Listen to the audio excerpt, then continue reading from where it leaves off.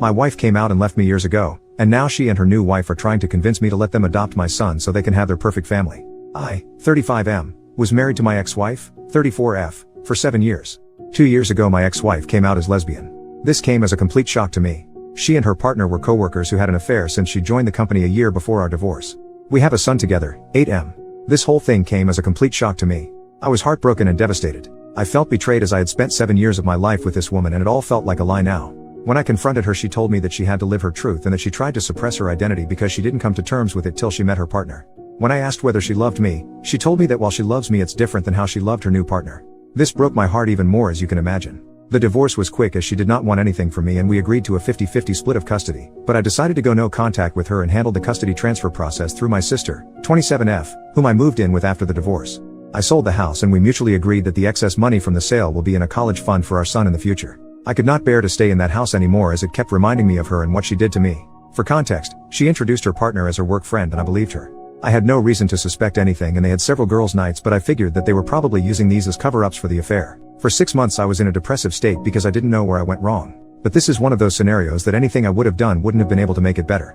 This made me even more depressed and the fact that all the vows and little things that she said at our wedding were all just lies trying to keep up a ruse made it even worse.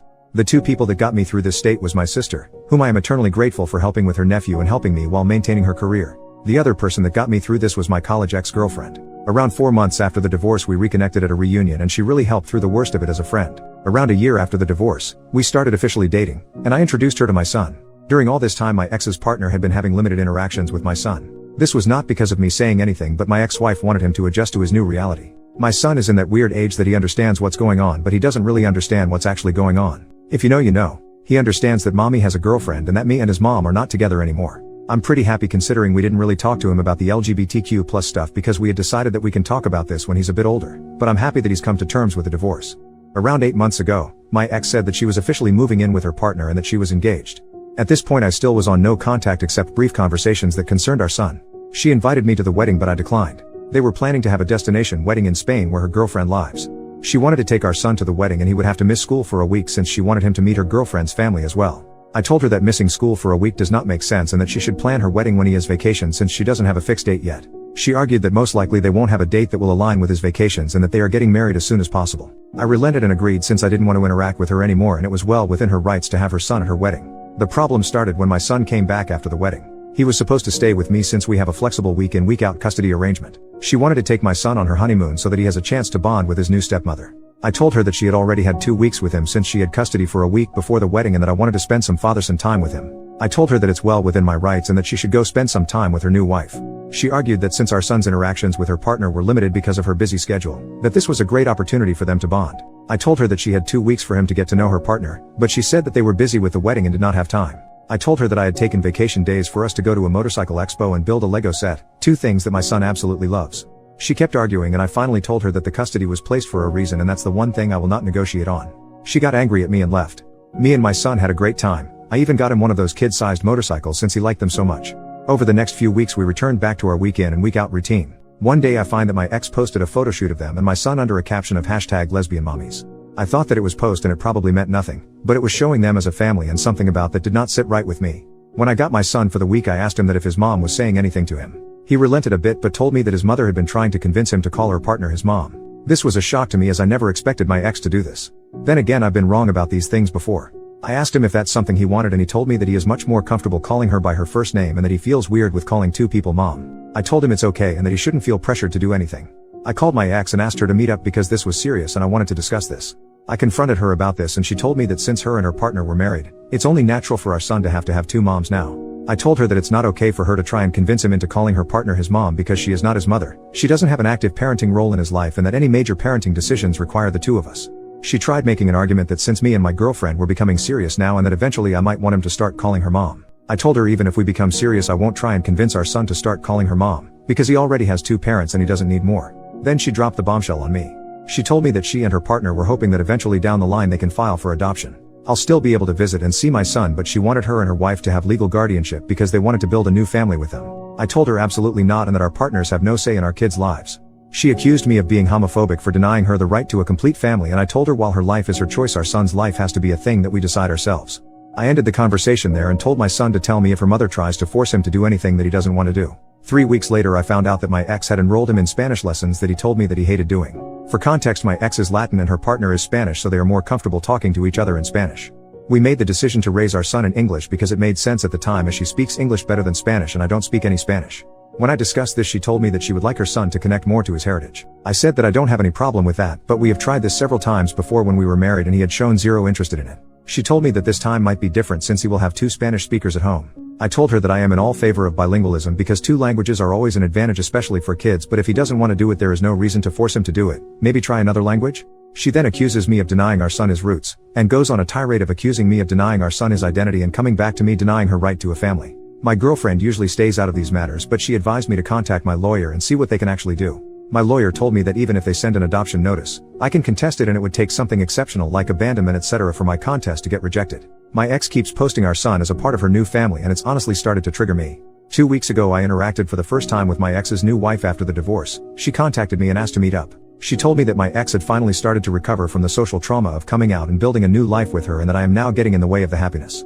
She accused me of being emotionless and uncaring through our divorce and how I guilt-tripped her into agreeing to my demands of 50-50 custody, and how I should just agree to the eventual adoption in a few years because she has always wanted a son and that I will still remain my son's dad and I can still visit him. I told her that I don't care what her emotional state was during the divorce and that my demands were fair even to the most irrational person. I told her that if they want to create this image of a perfect family, then they should have another kid that has no connection to me. I feel like all this has started to affect my son more than anything. He is a lot less happier than he was just a few months ago as we had started to adjust to this new reality. For context, since I know this is going to come up eventually, the emotional trauma of my ex coming out, it is basically the fact that her family effectively disowned her after coming out. Her parents don't talk to her anymore, while my son has plenty of interactions with his maternal grandparents when he's with me. Those two combined make significantly more money than I do alone. However, my ex-wife makes less money than me, but her partner is in a senior position, so she has more stability. This is also an argument my ex-wife used when we discussed adoption, since they can then send our son to a private school and generally give him a better life. I don't know if this is a factor, but the recent elections may have caused this because they are worried that they might not be able to adopt soon. But they don't want to adopt my son now but in a few years, so I doubt this to be true. First update, next day. It's been crazy seeing everyone's reactions to the situation and I wanted to share a quick update with you all. First of all, I'd like to clarify that my son and I have been going to therapy since the divorce. He was doing quite well until the whole mom saga happened. My in-laws disowned her after she came out. They were not even aware about the affair when she came out to them. They still spend time with my grandson under the condition that they don't badmouth my ex and don't preach their views to him. They agreed and said that they valued a relationship with their grandson over any political view they might hold. I have been a part of every interaction that they have had with him because I was worried they might say something. Thankfully, this has not been the case. Her extended family has said to me that they have all cut her off as well, some for the affair and some for her being gay. Our mutual friends also cut her off because of the affair. All our mutual friends were my work buddies and their spouses and partners. I did not ask them to do anything. They came to the decision on their own. I was actually glad when she told me that she had made a friend on her own, as she used to complain about not liking her colleagues. We all know how that turned out.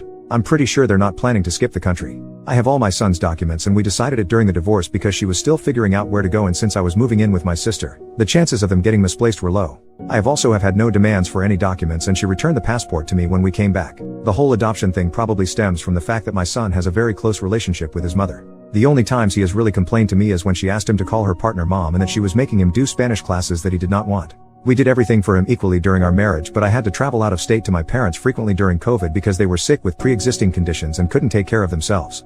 My sister was on an assignment abroad at that time. My sister also agreed with this. Please let me know your thoughts. I listened to people and contacted my lawyer, who is also my friend, this morning. He told me the same thing as last time and that it would take something really unusual for the adoption process to go through like child abandonment. He also said that there are a bunch of idiots that have no idea how the law worked. He also told me that if the whole "we want to adopt him" is a real thing and if she is talking crap about me to my son and I could prove it, I could get custody. This has not been the case, as I've not heard my son say that his mom says bad things about me. This brought me a sigh of relief. I plan to contact my ex today with the following conditions. 1. We both install parenting apps and document all interactions. 2. No more mention to me or my son regarding adoption or calling her partner mom. 3.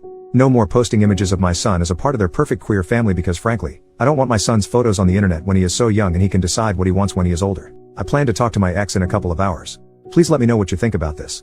Second update, next day. Hi all, so I talked to my ex today. She was busy yesterday and I wanted some more time to gather my thoughts. When we met, I put forth my demands. She told me that the parenting app idea seems fine and that she has no problem with it. She got sad when I told her to drop the idea of adoption and calling her partner mom, as it's just not gonna happen. She told me that her family was pressuring her to settle down. I proposed after a year of dating and I did not know this, and getting pregnant so soon after getting married was not what she had in mind. She got pregnant 1.5 years after getting married. Is that soon? I don't know. She told me that she was in the closet all her life because of her parents and that she thought marrying me would cause her feelings to subside and that she was happy until she met her partner. She did go through postpartum depression after giving birth, but I did not know that she didn't want to get pregnant so soon. She then told me that her wife and her, that the reason they wanted to adopt my son was because she wanted to start new. She then said that she was never really happy during our marriage and that with her new wife she could have the family she always dreamed of having. She didn't want my son to grow up to resent her for being a lesbian, as he doesn't have either any exposure to people like her apart from her and her partner. Look, I have to be honest here. I don't know any gay people nor anyone in my friends or family is gay. We never talked about these things because it simply doesn't come up in our daily life, but that doesn't mean me and my son have no idea who they are, especially after the divorce. I told her that this is not going to happen and that he has had a lot of exposure to people from her community. I told her that seems like a bull crap reason for separating my son and me and that she is making up some random reason to make her seem like it is. After some arguing, she told me the real reason why she and her partner want to adopt my son. By the way, Reddit is crazy for their prediction abilities, like honestly, wow. Apparently they wanted to adopt my son because her wife and her are considering moving to Spain in a few years. I told her that she can't do that and that the legal framework supports me and my rights in both countries. She told me she knew this and that's why they wanted to get me to sign adoption. I told her that she was crazy, that she in no way is able to do this, as she still need my permission to take him out of the country as when she did when they got married in Spain. I also read a comment yesterday on the update and researched a bit on the laws regarding this, so I know this is not happening. She told me again that they have done their research, that this was to see if I would agree. In case I agreed they would consider moving, and in case I don't they won't, because she doesn't want to be separated from my son. I again emphasized that this is not going to happen and that if she tries anything or says anything to my son, I will sue for full custody. She got sad again and told me that they wanted to check with me first. I told her, in what world would you expect me to give you and your wife full custody? First you divorce me, leave for me a woman, and then expect me to sign over my child and act like nothing happened. I told her from this point on we will document everything, every interaction we have, and that if I even get a whiff of you trying to pull something I will sue for full custody. She got a bit scared at the idea of losing full custody. I guess she didn't really consider me doing that and she agreed. I then told her not to paint this picture of a picture-perfect queer family that they are trying to do, because that is not going to happen. Our son has a mom and a dad that he spends half his time each with, not two moms. He is not your affair partner's son. He is your son and mine. If you want a child with her you can do so on your own. I then told her that the courts are more likely to side with me than you in this case because of the thing you have been trying to do and the fact that I work from home and spend more actual time with him than you and your wife. I have been trying for him to have a stable relationship with both parents since the divorce because I don't want him to resent either of us. But if you try to remove me from his life, I will sue for full custody and deal with any resentment he has for either for us. I didn't want to argue anymore and I left the room. I secretly recorded the conversation because I wanted to have proof in case anything happens in the future. Honestly, Reddit, I have been very angry at my ex since the divorce. I have not shown it around her and my son because I don't want her to use this against me in any way and have been going to therapy, but I am still internally angry. The comment she made today about our marriage really hurt me even more. I have spent 7 years with this woman and her betrayal still makes me angry to this day. When I got home, I contacted my lawyer friend and he again reiterated that they would have to kidnap him. I asked him if there was anything else we could do and he said that the current agreement is very thorough. We have made sure of that. If I want full custody or not is up to me, but I have to be sure that I want to put me or my son through the whole process. I don't want my son to grow up without either of his parents, as that is just not healthy for him. That is why I won't sue for full custody now. If they are stupid enough to kidnap him, I'm sure they are not, then the law sides with me anyway. I know what position her partner is at their workplace, so I know they are making good money to leave it all behind for no good reason. As for the passport thing, I have all his documents and all things such as notifying travel, hospital visits, and others are already in the signed custody agreement. We already have a legal framework for all this. I am not going to sue for full custody now because I don't want that for my son. My ex-wife is still good mother and loves him and he enjoys spending time with her. Plus my son is the type of person to openly voice out what he doesn't find okay to me, so I will know if they continue any of their nonsense. On a more positive note, y'all, I'm not against Spanish lessons, but he doesn't like them. I was just suggesting that he try some language he like. There are other languages out there. I didn't say it to my ex then, but now I know that she was trying for him to learn Spanish because of the Spain thing. Thank you to everyone for their support, really helped me with understanding the problem. Holy crap though, I didn't even consider her considering moving to Spain until I read the comments. Y'all are great at this.